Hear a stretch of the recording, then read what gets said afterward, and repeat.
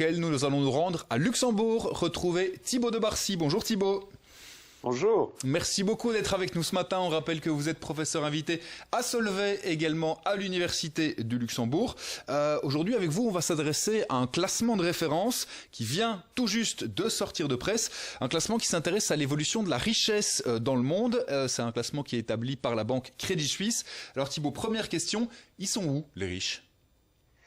Eh bien d'abord, la définition d'un riche, c'est quelqu'un, c'est très simple, c'est quelqu'un qui a 1 million de dollars en avoirs, donc on additionne l'immobilier et les avoirs financiers, et figurez-vous qu'il y a 47 millions de personnes dans le monde qui correspondent à ce critère.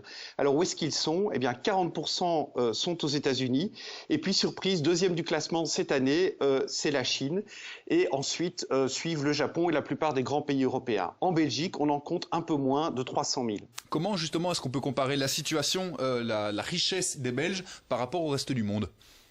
Alors, distinction importante, hein, il ne faut pas confondre ce qu'on gagne, donc les revenus, et ce qu'on a.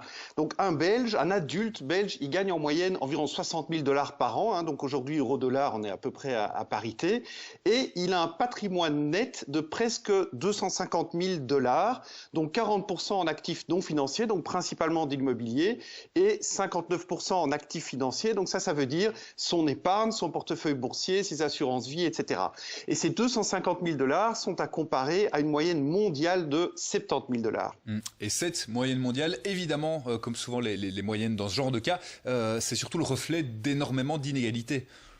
Oui, alors on peut pas, c'est une vérité absolue, donc la distribution de la richesse dans le monde, c'est une pyramide. Alors pour pas vous submerger de chiffres, une seule chose à retenir, les 10% les plus riches ont 50% des avoirs et les 10% les moins riches ont seulement 1% des avoirs.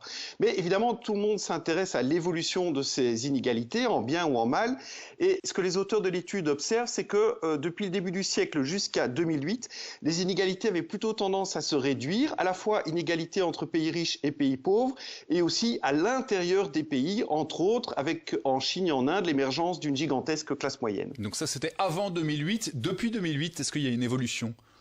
Alors évidemment, il y a une évolution parce que d'abord, il y a le choc de 2008, donc avec une récession, du chômage, etc.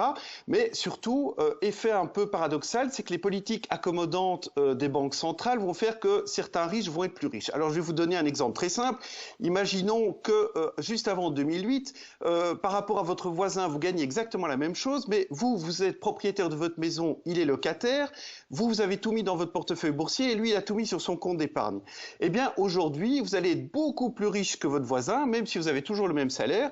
Mais pourquoi ? Parce que les politiques des banques centrales ont surstimulé les prix de l'immobilier et que, heureusement d'ailleurs, les bourses ont plus que rattrapé leur cours d'avant 2008. Alors, bonne nouvelle, c'est que les auteurs de l'étude considèrent que le pic d'inégalité a été atteint en 2016 et va plutôt avoir tendance à se réduire. Alors, on peut évidemment dire un mot également des autres inégalités, les inégalités hommes-femmes ou les inégalités jeunes-moins jeunes, par exemple.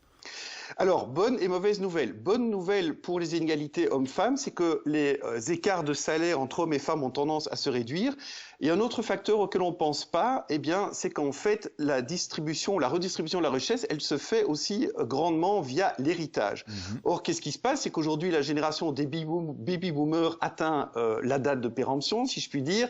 Et donc, comme elle a été très avantagée en termes de richesse, cette richesse se redistribue. Et là, évidemment, les hommes et les femmes sont égaux, non seulement évidemment dans les pays occidentaux, mais aussi dans les pays émergents en termes de distribution égale de l'héritage. Alors si on s'intéresse aux critères, la catégorie en tout cas de l'âge, on remarque que les jeunes, a priori, ont moins de chances de devenir riches que leurs aînés.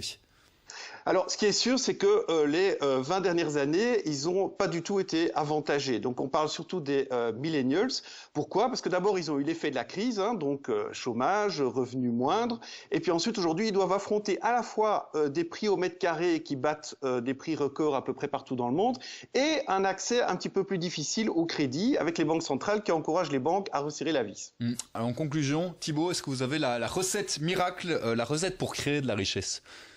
Alors, dans le monde, c'est évidemment le premier critère, ça reste les revenus par habitant multipliés par la capacité à épargner. Et ensuite, les grands critères qui semblent ressurgir, c'est évidemment que pour qu'un pays arrive à multiplier son taux de croissance de revenus par habitant et à créer plus de riches que la progression des revenus. Et bien pour ça, il faut d'abord une sécurité juridique importante, il faut un minimum d'infrastructures, il faut des institutions fortes, mais aussi et surtout, il faut un secteur financier, un secteur bancaire qui permet d'épargner, d'emprunter et d'investir. Merci beaucoup Thibaut de Barcy, professeur invité à Solvay à l'Université de Luxembourg. Merci pour cette chronique économique en direct depuis Luxembourg. La suite de cette matinale, on revient